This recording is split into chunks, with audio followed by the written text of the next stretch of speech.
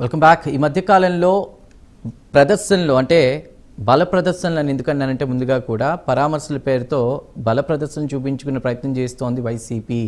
Party image ఏం కాను దానికి సంబంధించి కూడా మాట్లాడుతూ ఉన్నాం. రైట్, చిన్నప్రెడ్డి గారు ప్లీజ్ కంటిన్యూ.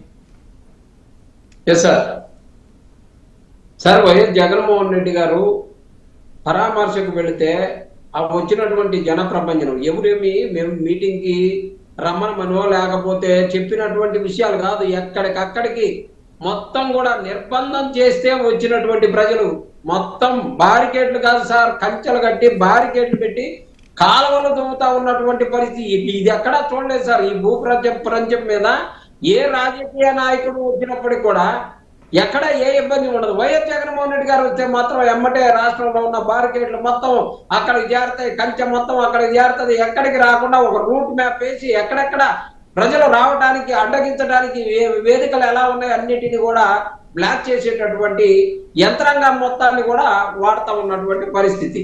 అలాంటి సందర్భంలో సరే ఎస్ఐ గారు అక్కడ గుంపులోకి వచ్చారు, మగవాళ్ళందరూ ఉన్నారని చెప్పేసి మేము సేఫ్టీగా మా వాళ్ళ ఆరోగ్యం బాగలేదని పక్కకు తీసుకెళ్తా గుంపు మాపులాగా ఉన్నటువంటి పరిస్థితి నుంచి పక్కకు తీసుకెళ్తా ఉంటే ఇంతవరకు ఆమె కంప్లైంట్ కూడా ఇవ్వలేదండి. కంప్లైంట్ కూడా ఇవ్వనటువంటి దానికి దాదాపు 82 ప్రెస్ మీట్లు పెట్టి ఆహా ఓహో మహిళలకు ఆంధ్రప్రదేశ్ లో వైసీపీ ఏదో చేసిందన్న ప్రచారాన్ని ఇవాళ జగన్మోహన్ రెడ్డి గారు అక్కడికి పోయినటువంటి ప్రచారం అంతా లేకుండా చేయాలని. రేపు నిజంగానే ప్రధానమంత్రి గారు వస్తున్నారండి. ప్రధానమంత్రి గారు వచ్చేదానికను జగన్మోహన్ రెడ్డి గారు 2 రోజుల కింద పోతే వచ్చినటువంటి ఇబ్బంది ఏంటి సార్? ప్రధానమంత్రి గారు వచ్చిన రోజు ఏమన్నా మేము వస్తే చంద్రబాబు నాయుడు గారి లాగా ఇదివరకు నల్ల జెండాలు చూపించినటువంటి పరిస్థితి విజయవాడలో ప్రధానమంత్రి గారు హెలికాప్టర్ లో పోతా ఉంటే అలా చేయలేదే.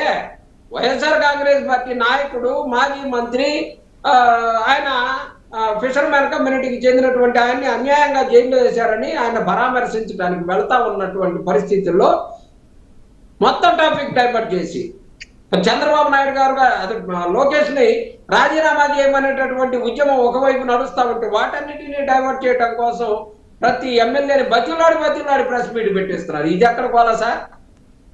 ఇది ఎక్కడ కోవాలంటున్నా? బతిలాడి ప్రెస్ మీట్లు తెలుగుదేశం అంటే ఏముందిరా బాబు అక్కడ ఏం జరిగిందని అంటున్నారంట. వాళ్ళంతా కూడా తెలుగుదేశానికి సంబంధించినటువంటి ఎమ్మెల్యేలు మంత్రులు ఏముంది అక్కడ ఏం జరిగింది?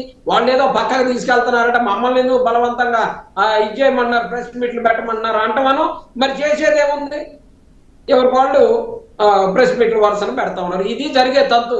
ఇలాంటి ప్రెస్ మీట్ల వల్ల వైఎస్ఆర్ కాంగ్రెస్ పార్టీకి వచ్చేటటువంటి నష్టం ఏమీ లేదు.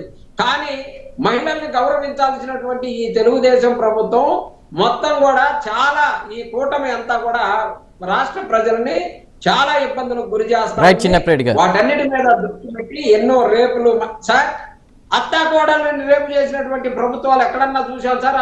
అలాంటి ఏ ప్రభుత్వంలోనైనా అత్తాకోడళ్ళని రేపు చేసినటువంటి ఈ ఘనత ఈ ప్రభుత్వంలో జరిగింది. విమర్శలను చేసినటువంటి విషయం ఎక్కడన్నా జరిగింది సార్? ఈ ప్రభుత్వంలో జరిగింది. నిన్నటికి నిన్న విజయవాడలో సరసాలు ఆడుతున్నటువంటి ఈ ప్రభుత్వంలో జరిగింది. ఎన్నిసార్లు 5 ఏళ్ల పాప దగ్గర నుంచి 80 ఏళ్ల ముసలమ్మ దాకా కూడా వదిలిపెట్టినటువంటి ఘటనలు ఈ లా అండ్ ఆర్డర్ ఫెయిల్ అయింది. ఈ ప్రభుత్వం నిమిషం కూడా పరిపాలించడానికి అర్హత లేనటువంటి ప్రభుత్వం. ముఖ్యమంత్రి కావాలని వాళ్ళ తప్పల్లో వాళ్ళు ఉన్నారు. కానీ ఈ రాష్ట్ర ప్రజలు ఎటన్నా పోనీయండి. నేను ముఖ్యమంత్రి కావాలని పవన్ కళ్యాణ్, ముఖ్యమంత్రి కావాలని లోకేష్ పక్క, ఈ మధ్యనేమో భువనేశ్వరి గారు కూడా మరి వాళ్ళ వ్యూహం ఏంటో మనకు తెలియదు. వారు కూడా బయటకు వచ్చి తిరుగుతాం. అదేమన్నా వ్యూహం ఉందేమో మనకు తెలీదు. అందుకని మేము ఒకటే చెప్తా ఉన్నాం సార్, వైఎస్ఆర్ కాంగ్రెస్ పార్టీ అధికారంలోకి రాబోతుందని. ముఖ్యమంత్రి అవ్వాలి అనుకోవడం తప్ప అండి? అలా తప్పే అయితే జగన్మోహన్ రెడ్డి గారు కోరుకోవట్లేదా ముఖ్యమంత్రి కావాలని? రైట్ అండి, మాట్లాడదాం. శాఖమూరి